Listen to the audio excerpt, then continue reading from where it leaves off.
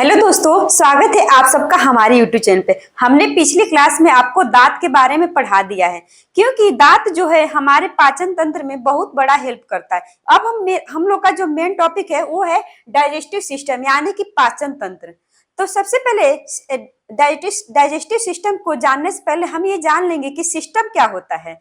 जैसे सिस्टम वो चीज है, जैसे कि मान लीजिए कई सारे चीजों का समूह लग जाता है तो उसे हम सिस्टम कहते हैं। जैसे कि मान लीजिए एक कंप्यूटर है, तो कंप्यूटर के साथ कीबोर्ड, माउस, सीपीयू लग जा रहे हैं तो उसे हम क्या कह रहे हैं, एक सिस्टम कह रहे हैं। ठीक उसी प्रकार जब हमारे भोजन को पचाने के लिए कई प्रकार के तंत्र लग जाते हैं तो उन्हें हम पाचन कहते हैं।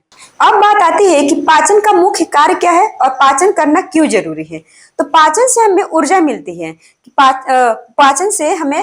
पाचन का मुख्य कार्य है भोजन से ऊर्जा का निर्माण करना। तो हमें भोजन से ऊर्जा मिलती है, इसीलिए हमें पाचन करना बहुत जरूरी है। अब आप तीन चीज याद रखिएगा, कार्बोहाइड्रेट, फैट, प्रोटीन, इन तीनों चीज का ही बस पाचन होता है। और बाकी ये जल जल का पाचन नहीं होता है, विटामिन का पाचन नहीं होता है, खनिज का पाचन नहीं होता है। इन्हें हम सीधे अवशोषण कर लेते हैं, क्योंकि ये बहुत छोटे छोटे होते हैं, इसलिए इनका पाचन नहीं होता। हम इन्हें सीधे अवशोषण कर लेते हैं। इन्हें पाचन करना इसलिए जरूरी नहीं है क्योंकि ये बहुत छोटे छोटे होते हैं, इसीलिए इन्हें हम पाचन नहीं करते हैं। इन्हें हम सीधे ऑब्जर्व कर लेते हैं या अवशोषण कर लेते हैं, इसलिए इन्हें पाचन की आवश्यकता जरूरत नहीं पड़ती है। अब बात आती है कि पाचन कितने कितने जगह होती है। तो पाचन दो जगह में होती है। अब बात आती है कि पाचन दो जगह होता है। एक की आहार नाल में, जिसमें भोजन क्या होता है, घूमता रहता है, उस नाल को हम क्या कहते हैं, आहार नाल कहते हैं। और साइड साइड से कुछ ग्रंथियां उसमें एंजाइम छोड़ती रहती हैं, जैसे कि उन्हें हम कहते हैं डाइजेस्टिव ग्लैंड या डाइजेस्टिव ग्लैंड कहते हैं या पाचन ग्रंथि कहते हैं। क्योंकि ये साइड साइड से कुछ एंजाइम छोड़ते रहते हैं, जिसकी वजह से पाचन में बहुत हेल्प होता है।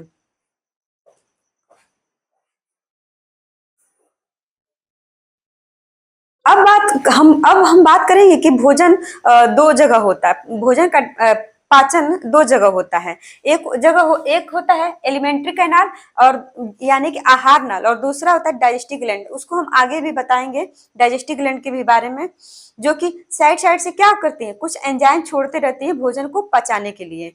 अब पहले जान लेते हैं कि आहार नाल क्या है। आहार नाल वो नाल है जिसके अंदर भोजन तब तक घूमता है जब तक कि भोजन का पूरी तरह डाइजेशन न हो जाए।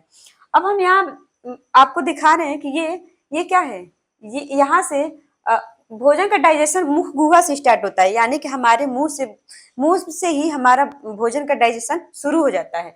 मुख गुहा से भोजन कहाँ जाता है, इसमें ये क्या है, जो पाइप जैसे स्ट्रक्चर दिखाई दे रहा है, ये है ग्रास नली, यानी कि इसे हम ग्रास नली को इंग्लिश में फूड पाइप भी कहते हैं, और इसे हम ओइसोफेगस भी कहते हैं।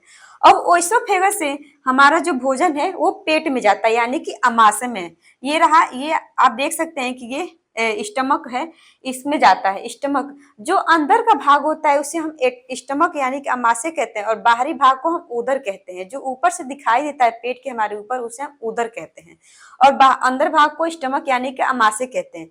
अमाशय से हमारा भोजन जो जाता है छोटी, ये आप देख सकते हैं, ये रहा छोटी आंत, स्मॉल इंटेस्टाइन। तो अमाशय से हमारा भोजन स्मॉल इंटेस्टाइन में जाता है, और भोजन का पूरी तरह पाचन हमारे स्मॉल इंटेस्टाइन में ही होता है। उसके बाद इस स्मॉल इंटेस्टाइन से हमारा भोजन ये लार्ज इंटेस्टाइन, ये रहा लार्ज इंटेस्टाइन।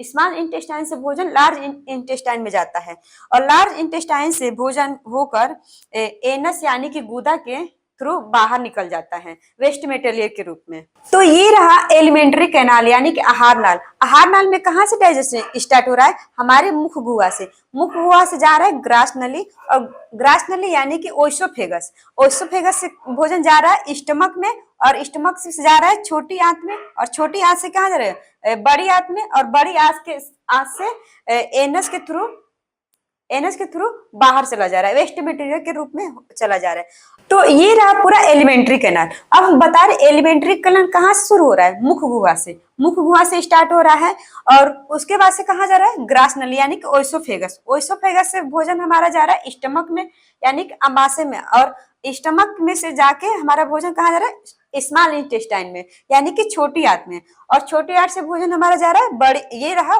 लार्ज इंटेस्टाइन यानी कि बड़ी आंत में जा रहा है, और बड़ी आंत से भोजन हमारा गुदा के थ्रू यानी कि एनस के थ्रू वेस्ट मटेरियल के रूप में बाहर निकल जा रहा है।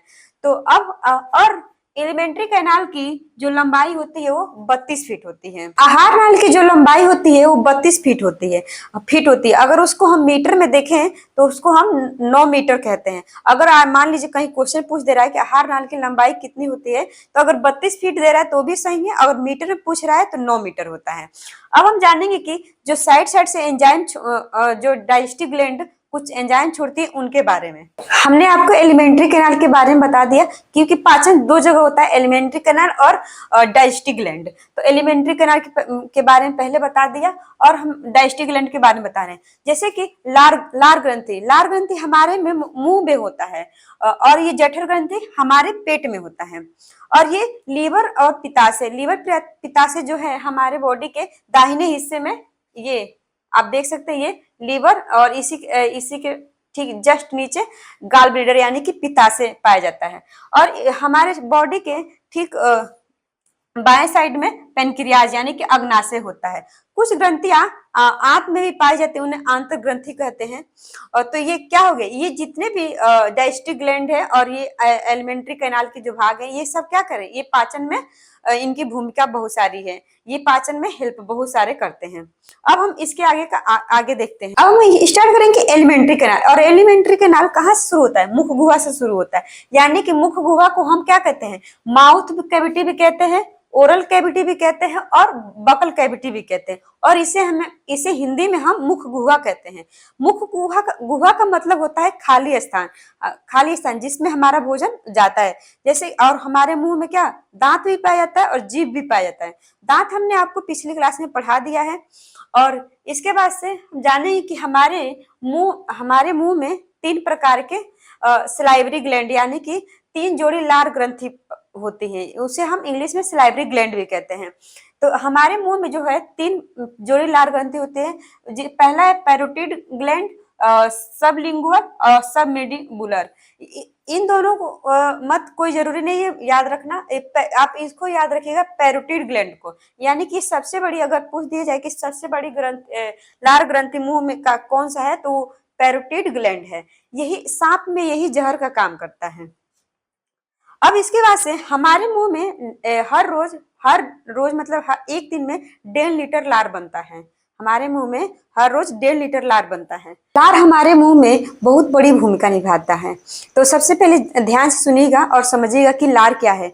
लार में ये 4 प्रकार के 4 चीजें पाई जाती हैं। लाइसोजाइम सबसे पहले पाया जाता है, लाइसोजाइम ये जीवाणुनाशी, इसको हम लिखे हैं जीवाणुनाशी, यानी कि अगर मान लीजिए आप कोई भी कुछ भी खा ले रहे, जैसे मान ली किसी आप नहीं हाथ नहीं धुल रहे, या चाहे कैसे भी खा ले रहे हैं, उसमें कुछ जीवाणु होते हैं, आपके मुंह में चले आएंगे, तो क्या होगा, लार क्या करता है, उस जीवाणु को मार देता है। जैसे आप देखे होंगे कि छोटे बच्चे होते हैं, वो कैसे भी खेलते रहते हैं, और वो क्या करते हैं, उसी हाथ से खा लेते हैं, तो क्या होता है, और छोटे बच्चों में लार जो होता है बहुत ज्यादा बनता है, बहुत ज्यादा बनता है, मतलब बड़ों के अनुसार।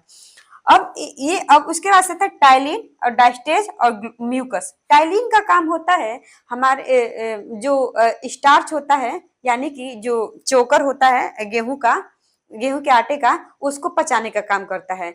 अगर मान लीजिए अगर आप आटे से पूरी तरह अगर चोकर निकाल दे रहे हैं, तो उसको पचने में बहुत टाइम लगता है, वो आसानी से नहीं पचता है। तो इसीलिए मतलब हम आटे में थोड़ा चोकर होना जरूरी है। तो क्या कर, टाइलिन का काम है स्टार्च मंड चोकर का पाचन करना। इसको ही अब इसके बाद से आता है म्यूकस। म्यूकस का काम होता है भोजन को चिपचिपा बनाना। म्यूकस का काम है भोजन को चिपचिपा बनाना, जिसके वजह से हमें भोजन निगलने में आसानी होती है। अब इसके बाद से हम पढ़ेंगे ओइसोफेगस के बारे में। तो आज का वीडियो यहीं पे खत्म करते हैं, इसके आगे का वीडियो हम नेक्स्ट वीडियो में देखेंगे। तब तक के लिए धन्यवाद।